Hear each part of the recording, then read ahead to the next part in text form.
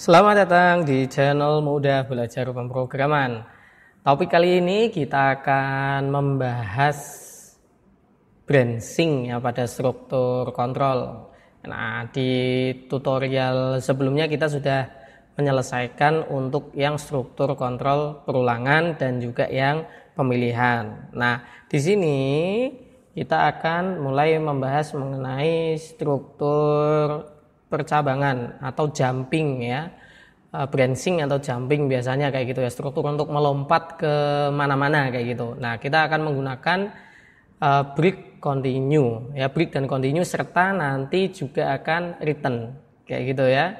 Nah, silakan teman-teman semua buka netpin-nya kembali, dan untuk yang video kali ini saya akan membahas mengenai yang break.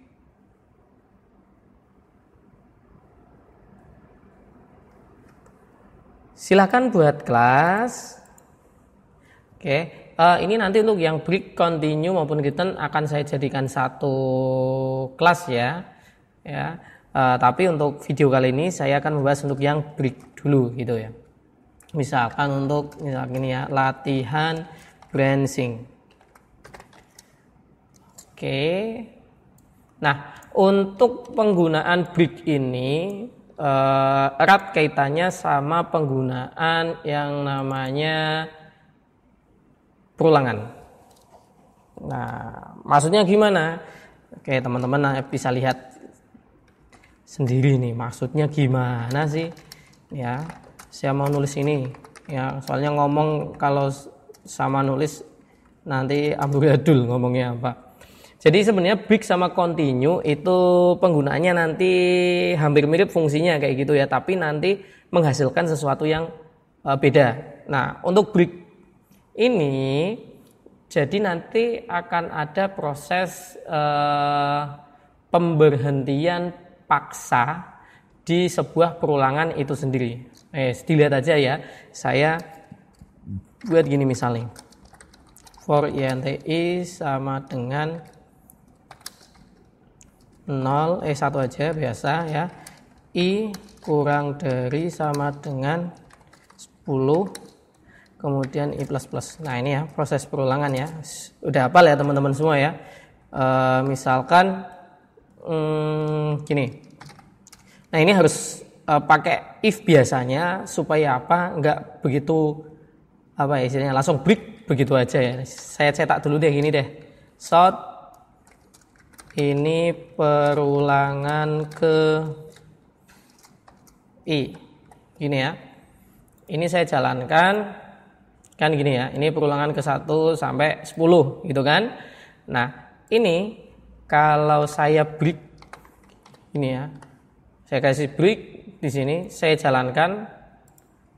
Nah, dia akan menjalankan hanya perulangan ke 1. Kalau breaknya ini saya taruh di atasnya sini, ya, dia nggak mau. Nih ya, di sini dilihat nih, ya, unreachable statement. Jadi break itu diletakkan di paling bawah, paling akhir kayak gitu ya, di blok itu. Nah, berhubung bloknya ini, ya break berarti posisinya ada di bawah sini, kayak gitu. Nah, ini proses perulangan akan dilakukan sebanyak 1 kali saja. Kenapa? Karena gini. Setelah mengerjakan ini kan ya, I1, I kurang dari sama dengan 10, true kan ya, maka di dalam perulangan itu dikerjakan, ini dicetak, ini perulangan ke I1, kemudian langsung break. Nah, break itu kan menghancurkan, memberhentikan, istirahat, gampangnya kayak gitu ya.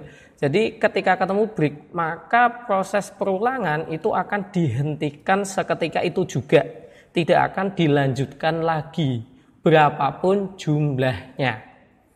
Jadi itu untuk fungsi break kayak gitu ya. Nah, biasanya sih pakai if kayak gini ya, untuk menentukan kondisi di mana akan di break kayak gitu ya, akan diberhentikan for ini gitu. Misalkan nih, if I sama dengan 6, maka akan break berak, sorry. Maaf. Ya Allah. maafkan saya ya Allah, maafkan hamba, sorry teman-teman ya, sama sekali nggak bermaksud ya gitu ya. Ini kecepatan ngetik sama kecepatan otak lebih cepat ngetik soalnya ini, sorry ya, break ya. Nah, saya dia akan dijalankan sebanyak 6 kali ya. Kenapa? Nah, karena di sini nanti ketika dia di perulangan ke-6 setelah mengerjakan ini tentunya ya dicetak yang ke-6, maka I sama dengan 6 dia akan break. Udah selesai. Kayak gitu ya, tidak akan dilanjutkan ke perulangan yang lainnya. Kayak gitu ya. Ini penggunaan untuk yang break ini. Paham ya teman-teman ya? Nah, misalkan ya, tak tulis di sini ya, untuk memberhentikan perulangan. Itu ya. Jadi mau perulangannya jumlahnya 100, kalau di kondisi misalkan 10 sudah berhenti, ya ketemu break ya udah nggak dilanjutkan 11 sampai 100-nya kayak gitu. Kok bisa kayak gitu? Ya bisa, nanti di program itu ya akan ada kemungkinan yang terjadi yang bisa men-trigger sesuatu di sini ya. Ya nanti akan mengerjakan break kayak gitu ya. Biasanya sih ini digunakan untuk algoritma semacam kayak pencarian kayak gitu ya. Ketika udah dicari ketemu kan selesai, nggak perlu nyari yang lainnya kan gitu logikanya. Masa udah ketemu mau nyari yang lainnya? Kan enggak ya, jangan kemaruk kayak gitu ya. Jangan ya diambil semuanya. Pokoknya udah ketemu ya udah selesai kan kayak gitu. Nggak perlu mengerjakan yang lainnya. Sia-sialah gampangnya kayak gitu. Ya pokoknya ketika kita sudah dapat sesuatu yang kita inginkan, nggak usah cari-cari yang lain, sia-sia. Kayak gitu ya. Kok jadinya motivator kayak gitu ya saya ya. Oke, jadi itu ya. Nah, break ini juga bisa dilakukan di nested ya, yang nested ya. Misalkan nih ya, NTJ 0 J kurang dari sama dengan J plus plus. Ini tak ganti aja ya, jangan 10 banyak banget.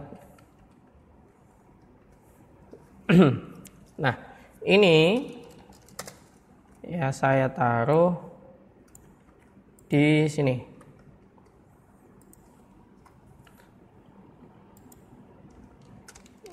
Ya, saya dilihat aja ya teman-teman ya. Ini dilihat dan dipahami maksudnya. For untuk baris, tuh kan nulisnya kayak gitu biasa. For untuk kolom kayak gini ya. Misalkan ini ya, kolom ke J kayak gini ya. Ini coba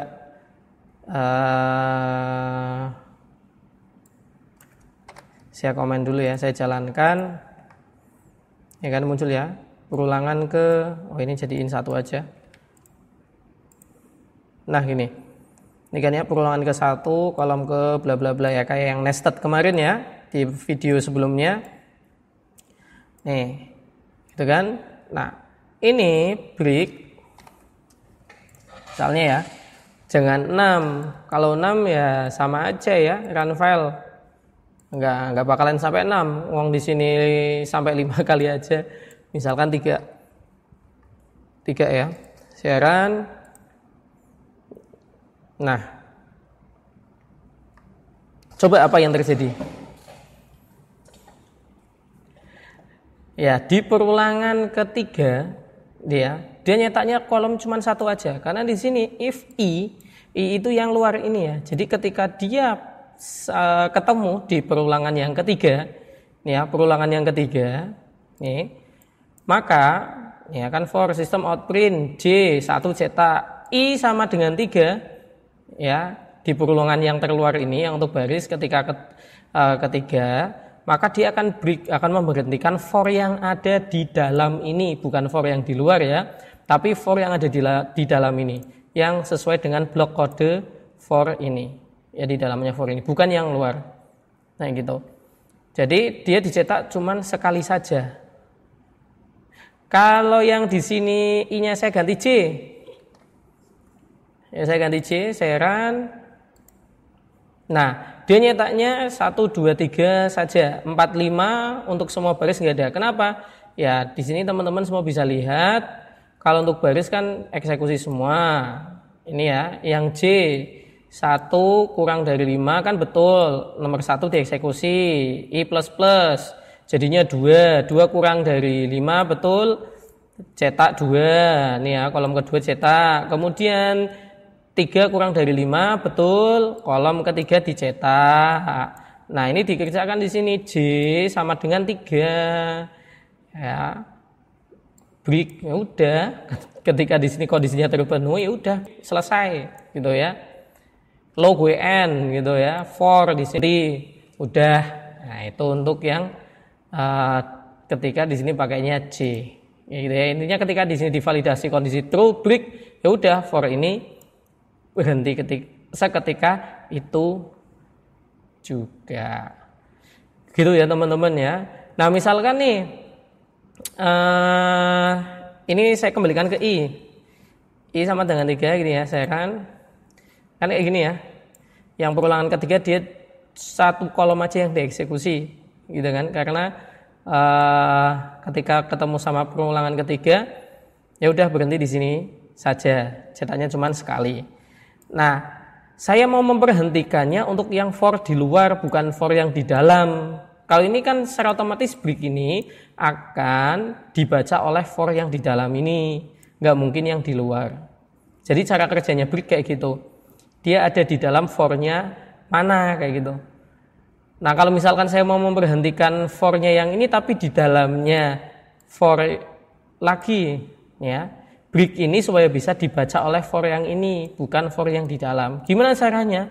Pakai label. Jadi ada istilah labeling break sama unlabel break ya. Label break dan unlabel.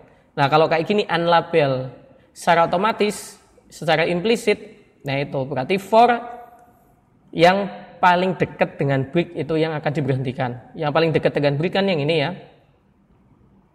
Kalau misalkan ini yang mau diberhentikan, pakai yang namanya label. Nah, label itu contohnya misalnya gini. Ulang luar. Gini ya, ulang luar atau ulang baris. Ini ya. Tinggal dikasih titik 2. Kayak gini aja. Ditulis di atasnya sini atau di sini. Kayak gini ya. Di bagiannya for langsung, sebelahnya for langsung atau di atasnya. Tapi biasanya sih di atasnya saja kayak gini ya, biar nggak ganggu pemandangan kayak gitu. Nah, di sini ya dikasih keterangan breaknya yang mana, ulang baris. Secara otomatis yang ketika di sini break ya ketemu dengan break di sini, yang diberhentikan bukan for yang di dalam ini, tapi for yang dikasih label ulang baris ini, yaitu for yang di luar ini. Ya, saya jalankan ya, hasilnya nggak kayak gini lagi nih. Nah, yang ke bawah tadi nggak dijalankan. Kenapa? Karena ketika di sini proses perulangan yang baris ketiga, kemudian di sini dieksekusikan ya, ini perulangan ketiga, kolom 1 dicetak, kemudian ketemu ini langsung, I sama dengan 3 langsung break selesai, seketika itu juga yang for terluar atau for yang baris kalau di sini. Ya gitu. Ya, ini namanya labeling break. Ada labelnya, breaknya ada label. Ya kayak variabel gambarnya kayak gitu ya, label. Tanda atau tag gampangnya kayak gitu ya. Label atau tag. Ya, jadi ini break ya, teman-teman ya. Ya, gampang ternyata ya, nggak susah ya. Oke. Nah, saya kira cukup ya untuk pembahasan break kali ini. Nantikan untuk pembahasan yang continue ya dan yang return di video selanjutnya. Kalau ada pertanyaan silahkan jangan lupa tulis di kolom komentar saja ya. Sampai jumpa, bye bye.